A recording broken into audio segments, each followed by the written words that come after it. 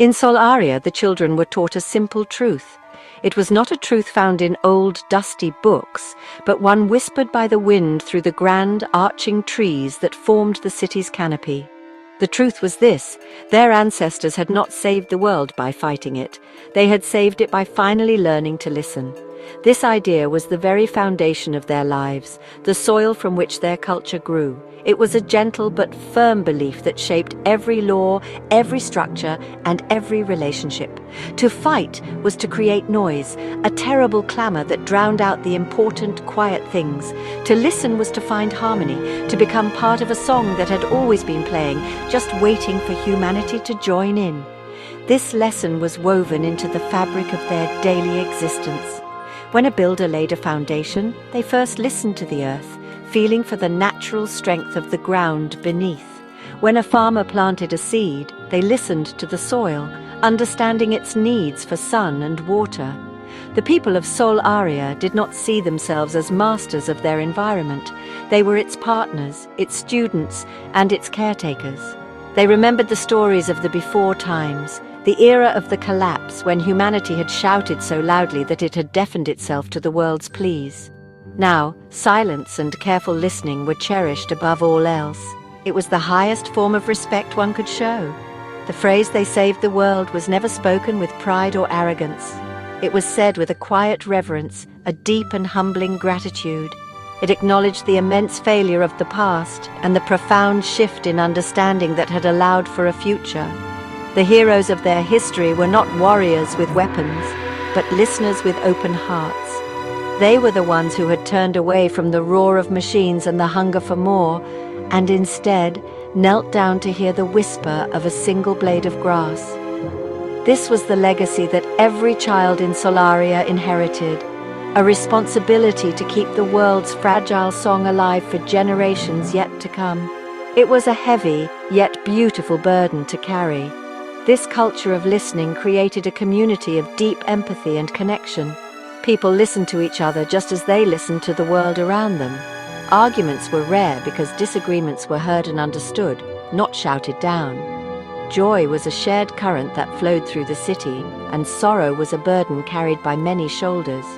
In Solaria, to be known was to be heard, and to be heard was to be loved. This simple, powerful principle was the city's greatest strength. It was the reason their world had not just survived, but had blossomed into something new, something gentle, and something incredibly hopeful. The stories of the collapse were told not to frighten, but to remind. They spoke of a time when the sky was choked with grey smoke and the rivers ran dark with poison.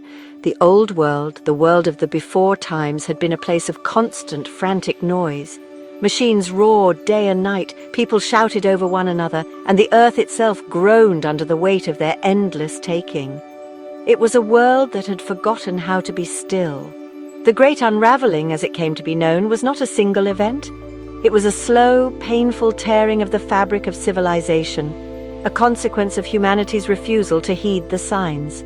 The planet grew warmer, the storms grew fiercer, and the land grew barren. The end did not come with a great explosion, but with a profound and terrifying silence. The machines stopped because there was no more fuel to feed them. The cities fell quiet because there was no one left to fill their empty streets. It was a silence born of loss, a hollow echo where a vibrant world once stood.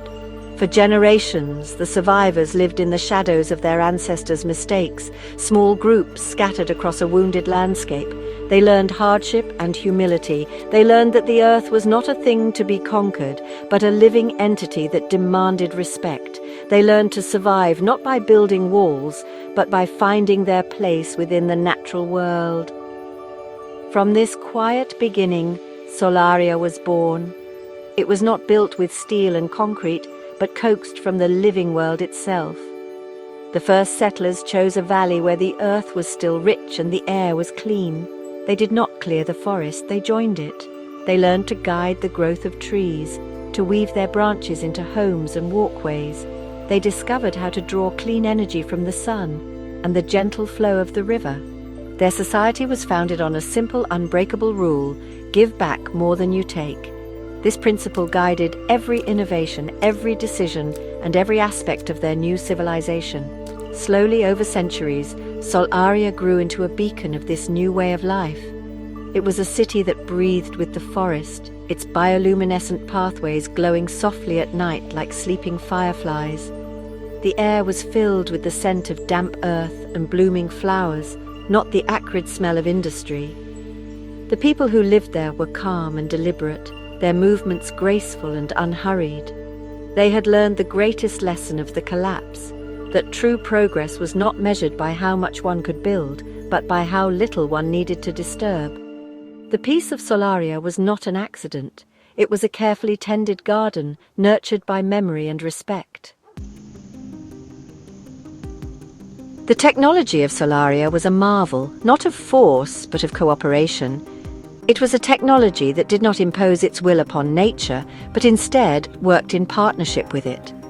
The city's power came from vast, leaf-like solar collectors that unfurled each morning to greet the sun, mimicking the heliotropic dance of flowers. These collectors were not cold, sterile panels, but living organisms developed through generations of careful bioengineering. They drew energy from the sunlight, and at night they folded closed, releasing clean, breathable oxygen back into the air. This symbiotic relationship was the core of Solarian innovation, a perfect blend of the artificial and the natural. Water flowed through the city in channels lined with phosphorescent moss, which purified the water as it traveled. There were no noisy, clanking pumps.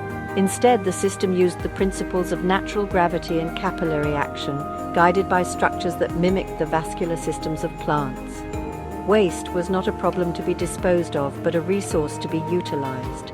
Complex fungal networks beneath the city broke down all organic matter, transforming it into a nutrient-rich soil that was then used to nourish the vertical gardens and the great trees that formed the city's structure. Everything was part of a continuous, elegant cycle of use and renewal. The architecture itself was alive.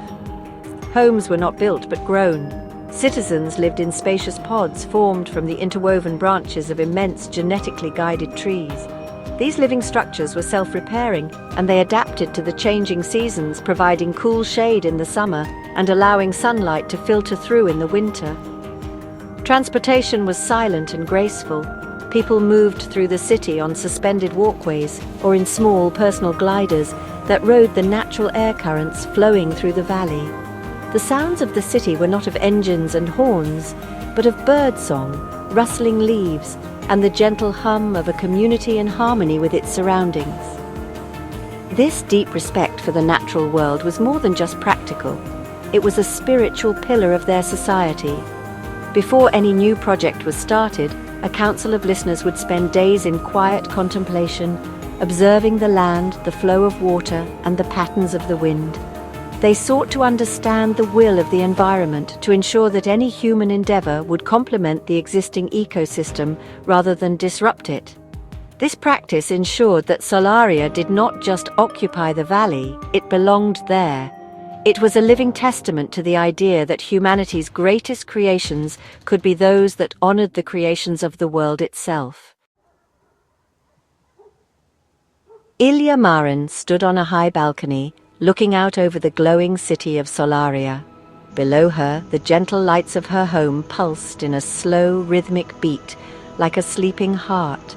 Ilya was a child of this new world, born into its peace and its quiet wisdom. But, her dreams had always been drawn upward to the silent, star-dusted darkness above. She was an astrolinguist, a scholar of the cosmos. It was her life's work to listen not just to the world, but to the universe. Her mission, the first of its kind, was to travel beyond their atmosphere and carry the spirit of Solaria to the stars. It was a journey of science, but for Ilya, it was also something more. Her family stood with her on the balcony. Her father, Kale, a quiet man who tended the city's great trees, placed a hand on her shoulder. His touch was warm and steady, like the ancient wood he cared for. Her younger brother, Ren, looked at her with wide, worried eyes. He did not understand why she had to leave the safety and beauty of their world. To him, everything they could ever need was here, in the green embrace of the valley. For Ilya, the mission was a continuation of their ancestors' work. They had learned to listen to the earth. Now, she felt, it was time to listen to what lay beyond it. The ship that would carry her was named the Whisper. It was not a product of fire and force like the rockets of the before times. It was a vessel of light, powered by a contained singularity that drew energy from the fabric of space-time itself. It was designed to travel silently, to observe without disturbing. The mission was not one of conquest or colonization. It was a journey of pure listening. Ilya would be its ears, her mind trained to interpret the complex radiation signatures and energy patterns of distant stars and unknown worlds. She was not going to plant a flag. She was going to extend a hand in peaceful greeting to the vast, silent cosmos. This mission was also a deeply personal legacy. Her mother, Elara, had been one of the first listeners to propose that the universe, like their own world, might be a living, interconnected entity. Elara had passed away years ago, but her theories were the foundation of Ilya's work. She had taught Ilya to see the stars not as distant, cold points of light, but as nodes in a vast cosmic network, each with its own story to tell. To journey into that network was to honor her mother's memory. It was to take the most profound lesson of Sol Aria, the wisdom of listening, and apply it on a scale that was almost impossible to comprehend. "But why must you go?" Ren's voice was small, barely a whisper against the gentle sounds of the evening. He held onto her hand, his grip tight. "Everything is perfect here. The city is safe. We are all together. The stars are beautiful from here. Why do you need to be closer?"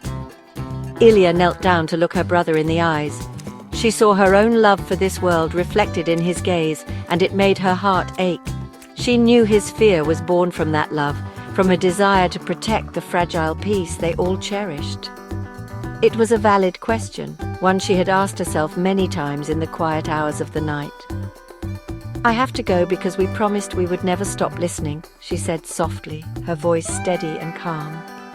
"Our ancestors learned to listen to the whisper of the river and the sigh of the wind.